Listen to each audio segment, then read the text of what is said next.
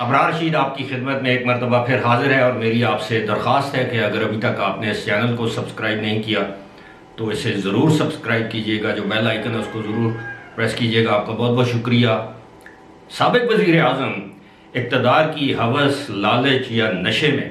اس قدر مایوس ہو چکے ہیں کہ اب وہ بہکی باتیں کرتے ہیں۔ بہکی باتیں تو وہ ہمیشہ سے کر رہے ہیں، لیکن اب انہوں نے ملک کے 3 ٹکڑے کر دینے کی پیشن گوئی کی ہے، اور یہ ایک ایسا معاملہ ہے جس پر کوئی بھی ذی شعور شخص، تھوڑا سا بھی شعور رکھنے والا، ملک کے لیے محبت رکھنے والا شخص سابق وزیر اعظم کے منہ سے اس قسم کے الفاظ سنے تو اس کا خون کھولنے لگے، تو یہ ایک عین فطری بات ہے۔ اب عمران خان کو کون سمجھائے جو باتیں آپ کر رہے ہیں؟ یہ ایک سابق وزیر اعظم تو کیا، کسی سابق صوبائی وزیر کے منہ سے بھی یہ باتیں زیب نہیں دیتی، لیکن یہ شخص اس قدر، میں اب کیا کہوں، کہ اس قدر مایوس، فرسٹریٹڈ اور ڈیسپریٹ ہو چکا ہے اقتدار کے لیے کہ اب اقتدار کی خاطر سب کچھ ہے۔ اب موصوف نے گزشتہ روز ایک نجی ٹیلی ویژن چینل کو انٹرویو دیتے ہوئے کہا کہ اگر اسٹیبلشمنٹ نے درست فیصلہ نہ کیا تو خدا نخواستہ پاکستان کے 1 نہیں 2 نہیں 3 ٹکڑے ہو سکتے ہیں۔ ایک انہوں نے یہ بات کی، دوسری بات انہوں نے یہ کی کہ جناب بھارت میں پاکستان کی معاشی صورتحال اور یہ موجودہ سیاسی افراتفری ہے، اس پر جشن منایا جا رہا ہے۔ جس دن بھارت میں یہ جو ہمارے موجودہ وزیر اعظم ہے، جب یہ اقتدار میں آئے تو اس دن بھارت میں جشن منایا گیا، اور یہ کہا کہ عمران خان نے یہ کہا کہ یہ لکھ لیں۔ اب میں ایک ایک کر کے ان کے ان باتوں کا جواب دوں گا، اور ساتھ ہی ساتھ انہوں نے کہا کہ پہلے پاکستان کی معاشی صورتحال خراب ہوگی، پاکستان بینک کرپٹ ہو جائے گا، دیوالیہ ہو جائے گا، اس کے بعد فوج تباہ ہو جائے گی، ہمارے نیوکلیر اثاثے جو ہیں ان پر وہ دیگر طاقتیں قبضہ کر لیں گی۔ میں عمران خان صاحب سے یہ سوال پوچھنا چاہوں گا کہ آج ملک جس معاشی بدحالی کا شکار ہے، یا ایک اس پر پہنچ چکا ہے معاشی بدحالی کے بالکل دھانے پر، تو آپ مجھے یہ بتائیں کہ اس کا ذمہ دار کون ہے؟ اور ساتھ ہی عمران خان سے کوئی یہ پوچھے کہ آج کل جس طرح آپ صوبائیت کی، علاقائیت کی، لسانیت کی، تعصب کی باتیں کر رہے ہیں، کیا آپ اس ملک کی خدمت کر رہے ہیں؟ اب عمران خان نے یہی نہیں اور بھی بہت سی باتیں کی ہیں۔ اب ان کے کہنے کا مقصد یہ ہے کہ اسٹیبلشمنٹ نے، یعنی فوج نے درست فیصلہ نہ کیا تو مجھ سے لکھوا لیں کہ ملک 3 ٹکڑے ہو جائے گا۔ یعنی اس کا مقصد یہ ہے کہ اگر اسٹیبلشمنٹ آج عمران خان کو اقتدار میں لے آئے تو یہ درست فیصلہ ہے، جس طرح 2018 میں ان کو اقتدار میں لے کے آئے، لیکن آپ نے 4 سالوں میں ملک کا بیڑا غرق کر دیا، ہر لحاظ سے، معاشی لحاظ سے جس کو ہم اقتصادی کہتے ہیں، خارجہ پالیسی کے لحاظ سے، ممالک کے ساتھ تعلقات رکھنے کے لحاظ سے، ہر وہ شخص آپ کے لیے برا ہے جو آپ کے عقائد، آپ کے نظریے سے اختلاف رکھتا ہے۔ آپ نے یہ تو فرما دیا کہ جناب امریکہ اور بھارت اور اسرائیل یہ مل کر پاکستان کے ٹکڑے کرنے چاہتے ہیں، اس میں کوئی شک نہیں۔ پاکستان کے دشمن تو ظاہر ہے پاکستان کے ٹکڑے کرنے کے درپے ہوں گے، لیکن انڈائریکٹلی آپ ان کے اعلی کار بن رہے ہیں۔ آپ کہہ رہے ہیں کہ شہباز شریف جب الیکشن جیت کر وزیر اعظم بنے تو بھارت میں جشن منایا گیا۔ آپ یہ بھول رہے ہیں کہ بھارت میں اصل جشن اس بات کا منایا جا رہا تھا اور جا رہا ہے جب آپ نے فوج میں تقسیم ڈالنے کی بات کی، پھوٹ ڈالنے کی بات کی، جب آپ کے لوگوں نے، آپ کی جماعت نے، آپ نے فوج کے سربراہ کو میر صادق اور میر جعفر سے تشبیہ دی، جب آپ نے فوج کے غیر جانبدار رویے کو جانور کہا، جب آپ نے غدار کے ٹرینز چلوائے، اس پر بھارت میں جشن منایا گیا۔ اور بھارتی دفاعی تجزیہ کاروں نے برملا یہ کہا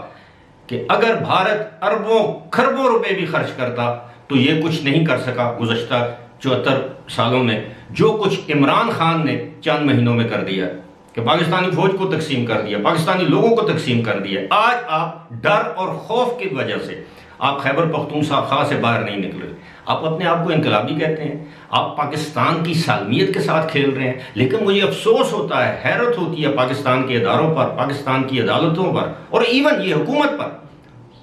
یہ اس پر ہاتھ ڈالنے سے کتراتے ہیں۔ اس طرح کی بات کوئی اور شخص کرتا، کوئی اور سیاستدان کرتا، آج وہ سلاخوں کے پیچھے ہوتا۔ لیکن ایک بات یاد رکھیے، عمران خان کے لیے بھی سلاخیں بھی تیار ہیں، جیل بھی تیار ہے، جیلوں کی صفائیاں بھی ہو چکی ہیں، اور جیل بھی بلوچستان کا، کیونکہ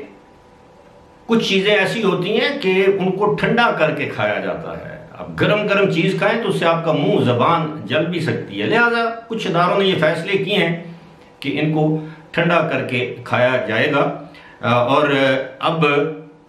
یہ جو کہہ رہے ہیں کہ جو میرے ساتھ ہے وہ صحیح ہے،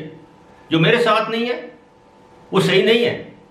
جو میرے ساتھ ہے وہ امر بالمعروف پر ہے، جو ادھر ہے وہ بدی کا پیروکار ہے، جو آپ پیتے ہیں وہ حلال ہے، جو دوسرا پیتا ہے وہ حرام ہے، جو آپ کھاتے ہیں وہ حلال ہے، جو دوسرا کھاتا ہے وہ حرام ہے۔ یہ کہاں کا انصاف ہے؟ یہ کہاں کی تحریک انصاف ہے؟ آپ اپنی خیر منائیں عمران خان صاحب۔ بہت سے میرے ناظرین سمجھ رہے ہوں گے کہ میں یہ جذباتی طور پر یہ ویڈیو کر رہا ہوں، اس میں کوئی شک نہیں کہ انسان، میں بحیثیت پاکستانی، مجھے افسوس اور دکھ ہوتا ہے، تکلیف ہوتی ہے جب ایک سابق وزیر اعظم، مجھے یہ سمجھ نہیں آتی کہ یہ شخص جب اپنے فالوور سے بات کر رہا ہوتا ہے یہ ذہن کی کس کیفیت میں ہوتا ہے، جب یہ ٹیلی ویژن پر انٹرویو دے رہا ہوتا ہے اس کی کیفیت کیا ہوتی ہے۔ خدا کی قسم کھا کے کہتا ہوں کہ میرا دل نہیں کرتا کہ میں اس شخص کو آپ کر کے بولوں، لیکن بعض اوقات صحافتی تقاضے آڑے آ جاتے ہیں کہ جی ٹھیک ہے آپ ان کو آپ کر کے بولیں۔ میں یہ نہیں کہوں گا کہ عمران خان کوئی غدار ہے، میں یہ نہیں کہوں گا کہ عمران خان ملک دشمن ہے، جس طرح یہ ہر ایک کو غدار، ملک دشمن، پتہ نہیں کیا کیا، ایک کافر کہنا باقی رہ گیا۔ اور لیکن مجھے ان کی ذہنی حالت، کیفیت، توازن پر شک ہے۔ اس طرح کے افراد ایسے ہی لوگ ہوتے ہیں نا جو کسی امریکہ کے کسی سکول میں گھسے، کالج میں گھسے، کسی شاپنگ سینٹر میں گھسے، کلاشنکوف چلائی، 10 15 20 50 آدمی مار دیے،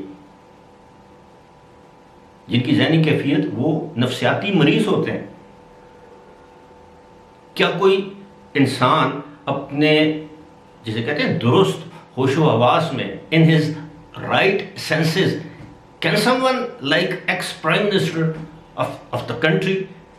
جو ملک country that is I mean nuclear power، اس کا پرائم منسٹر اس طرح کی باتیں کرے، پاکستان 3 ٹکڑے ہو جائے، خالہ جی کا واڑا ہے، خالہ جی کا گھر ہے، آسان کام ہے؟ بالکل بھی نہیں۔ ملک کی اکانومی کا بیڑا آپ کر کے گئے ہیں، ملک کی خارجہ پالیسی کا بیڑا آپ کر کے گئے ہیں، اور اب آپ چاہتے ہیں کہ آپ کو ایک اور آپ کے عزائم کی تکمیل کے لیے آپ کو دوبارہ اقتدار میں لایا جائے، اور آپ یہ کہیں کہ جی آپ اقتدار میں آئیں گے تو بس ٹھیک ہے، میں رات کو سوؤں صبح میں جاگوں تو پرائم منسٹر ہاؤس میں ہوں۔ آپ کے اقتدار کا جو وقت تھا وہ گزر چکا ہے، اب آپ اس چیز کو ہضم کرنے کی کوشش کریں،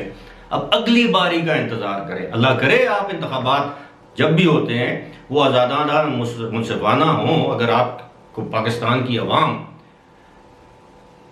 ایسے صاف اور شفاف انتخابات میں دوبارہ منتخب کرتی ہے تو وہ اچھی بات ہے، آپ پھر اقتدار میں آ جائیں۔ لیکن یہ بھی عوام کی بدقسمتی ہوگی، جس طرح آپ عوام کو گمراہ کر رہے ہیں، جس طرح آنکھیں بند کر کے آپ لوگوں کو اب ہر وقت تمام لوگوں کو بیوقوف نہیں بنا سکتے۔ اب آپ نے خیبر پختونخوا کو پنجاب مرکز سے لڑانے کا تہیہ کر لیا ہے،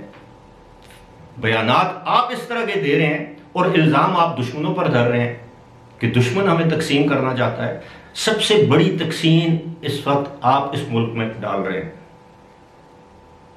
علاقائیت، صوبائیت، لسانیت، جس طرح میں نے کہا ہے،